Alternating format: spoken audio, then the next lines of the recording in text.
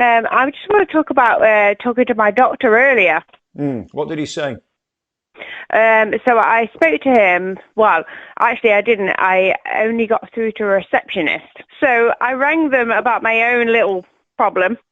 Can I ask what it is, love? Think of me as a doctor. You know how that pretend Judge Rimmer pretends that he's a judge, and then Philip Schofield pretends he's married with 2 daughters. I am, of course, your doctor. I've got very warm hands and some plastic gloves, love. What is your problem? No. Don't snort, love. Is it downstairs? Oh, I'm so sorry. No. So I rang them just to talk about... No, I'm not interested in that. I want to know about your problem, love. Which part of the body? Yes, I'm trying to tell you. Yes. It was just about women's problems. Women's problems. So we don't need to talk about that, love. They don't exist. Move along, please. We don't. I don't acknowledge any ladies. I'm trying to. Go on, love. Because I'd rang 111 the night before, and they said you need to ring your doctor the next day. So that's what I did. And then when I got through, they said, "Oh no, you can't get through. You've got to speak the next day.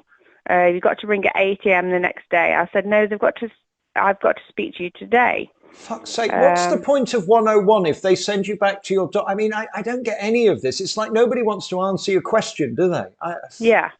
Go on. Yeah, that was exactly it. So I said to her, I got a little bit upset. I was like, oh, but they did say to me, I've got to ring today. And she said, oh, okay, so we'll put you through to your doctor. And that was fine, and he did what he had to do, and then I rang back to do the checkups that the doctor said I needed to do. And she said, I'm sorry, the nurse is busy for the next 2 weeks, so you've got to ring back in 2 weeks to book an appointment to do the blood test, etc., etc. Yeah. You know, when you say it's ladies' problems, is it reversing? You know, keeping sentences short? What kind of ladies' problems is it? I think it's just like a PCOS or something like that. I beg your pardon. Is that to do with like a PCSO? Is it one of these fake policemen that comes and tries to... A PC what, love? Not. I have no dealings with those. I wish I didn't. What is your PCSO? What is this? It's like polycystic ovary syndrome. Oh dear, love. Is that internal? Oh my God, love. You're not painting a very, very nice picture, you know. My current Mrs. Belfield, hers is like a parrot's cage. Has certainly had a cockatoo in it over the years. Don't you worry about that.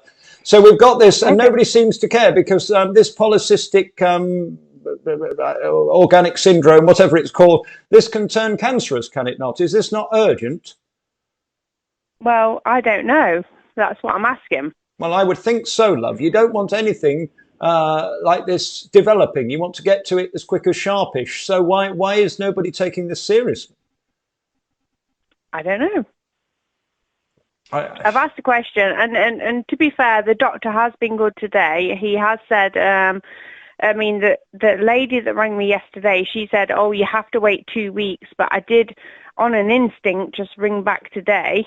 And I got a different receptionist, and she said, oh, you need to come in straight away. I hate this. I don't know. So have you got an appointment now for somebody to have a look at your ovaries? Yes. He said that he'll see me on Monday morning. I've got one of those, you know, those cyclists with the GoPros. They keep being fined now by the police. I've got one of those GoPros, and I've got a little light I have for the dog. I could pop over with me, I don't know, a gas lamp and a bit of a blowtorch or something and have a look for you, love, if it would help. I'm only here to help. Oh, lovely. Dr. Belfield, at your cervix, that sort of thing. You're probably better service, to be fair. I'm a carer. Thank you. And had to leave my job due to the vaccine mandate. May I pause you there? Is anybody taking legal action against this fucking government over this disgusting witch hunt of carers, our angels, when the NHS didn't have to go through with this bullshit? Is anybody fighting this legally? Not that I've heard of. You see, no Not backbone. That I've heard. I mean, the care home that I was working in, I was the only staff member there that, well, I had the first part of the vaccination, but after having the first one, I decided that I wasn't going to have any more. It's the amount of stress that it put us Darling, under, you didn't me deserve and my this. partner and as a I'm family. so sorry. I was off work for about 4 months. I was off sick before the mandate actually came in place. It's disgusting. And it was an awful time, really. I did have another position that came up available, working for the same company, actually next door to the building that I was working in. It was a day centre for adults with learning disabilities. Isn't it ridiculous that the NHS don't need the jab mandated? Disabled, vulnerable young people don't need it, but they picked on the fucking gorgeous legends of our veterans, of our society. I could scream at what they did to the carers. And so many of them I know. I mean, surrounded by them in my family and friends. I think it's utterly atrocious. Yeah, I mean, the majority of the customers, we have to call them customers. Oh, fuck that. They're residents. They're not customers. The people that I looked after there, I've known them for the 16 years that I worked there. Of course, your family too. I went to work in the building next door, and I wasn't even allowed to set foot in the place next door. But then I'm at work today, and I learned today that that's not a thing anymore. People keep asking me if I'd go back there to work, and I honestly don't know if I would. This was not their fault. They were guided from the very top. If you want to blame anybody, blame Boris and this government. They did not do this themselves. They were forced to do it. So please don't feel like this was personal, either from your care home or you. If you feel you could bring love and warmth and heart back to that place, you must go. This is not their fault. Yeah. They would win if you did that. They were following orders and they had no choice. It was a mandate. This was the most corrupt, tyrannical fucking thing that ever happened in humanity, that we would take away the angels that were protecting, looking after and loving our silver tops. It was an abomination of human rights. And I hope somebody rots in hell whoever made that decision. They weren't brave enough to follow it through with the NHS, which is why you now can go back, and I beg of you to do so. Your people will miss you. I promise you. Okay. I'm begging you. Hi, it's Simon from Stoke. Hello, Simon. How are you, mate? Hi, you all right? Last time we spoke was about my son. I don't know if you remember. No, I don't yet, but it will come to me when you tell me. What was it about? He wasn't very well with a lump in his throat. Like you said about getting up the hospital and whatnot. Yeah. Because I was waiting for 111 call back. It was about a month and a half ago. I waited for the call, which never came. They should have called by 11 o'clock at night, which that call never came. And they called at 4:30 in the morning. Wow. And then, obviously, I was fast asleep then. And the woman left a voicemail on my phone saying that they were going to report it to the school nurse and to make sure I followed it up. So the following day I rang the school nurse and I said, look, this is what's happened. And they laughed and they said, well, we can't deal with anything medical.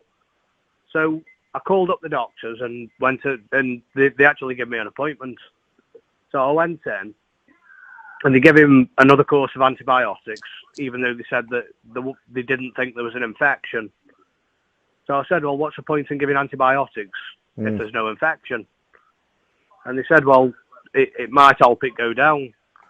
So I went from the doctors, I went straight up to the hospital. And I had a bit of a fallout with the hospital because they sent him down to the urgent care, which is another, like the emergency GPs.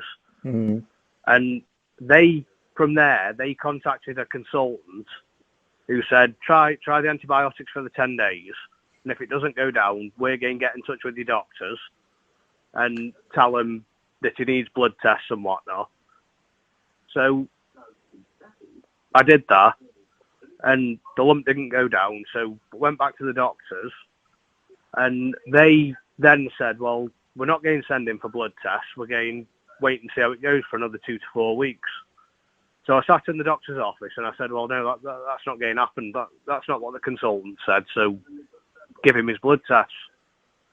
They're like, oh, well, we don't really like giving blood tests to kids. And it's like, no. This is what the consultant said. So that's what needs to happen. And they're like, oh, well, we're referring back to paediatrics then. So, oh my God. What I did then, I went, because the other side had started swelling up, so I went up to the hospital again and saw a doctor in the hospital, because I said to him, I said, don't refer me down to the urgent care bit, just let me see somebody here. So I waited in the hospital and I saw a doctor. And again, they said, well, we're going to prescribe antibiotics. And it's like, no. The antibiotics didn't work last time. Sir, to cut a long story medium length, what happened? That doctor then got in touch with one of the paediatric consultants, and they turned around and said, no, we'll do the blood test. So okay, what happened, sir? We've gone round in circles, and I'm getting your drift completely. It's unacceptable. What happened? The blood test come back okay. So they give him antibiotics, and they said, well, go back to your doctors if they don't work, and we'll give him a scan on the lump. So in the past 2 weeks, I've been trying to get him in the doctors to get the scan done. We still haven't scanned and they aren't interested. No. We've got a lump that hasn't got... How long ago was this? 2 months? Yeah, a month and a half, 2 months ago.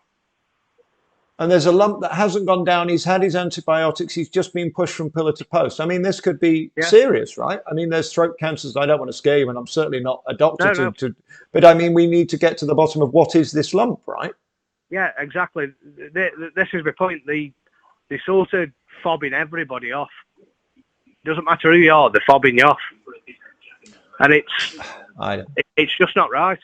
This is a government body that is just feeding all these people hundreds of thousands of pounds. These middle managers are doing fuck all whilst you can't get treated.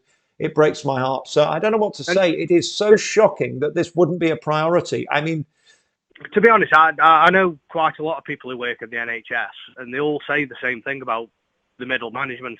It's broke, but it's the same as the BBC. It's the same as the police. These places are corrupted by money, and they get this money at the beginning of the year, and they don't give a fuck. They're not a business. They have nothing to achieve because they get their money regardless. I've seen it over and over again. Councils, police, BBC, NHS, they're all as bad.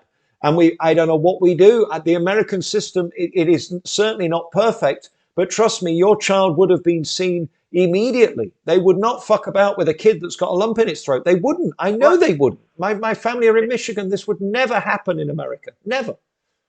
Well, no, that's it. It's all insurance, isn't it?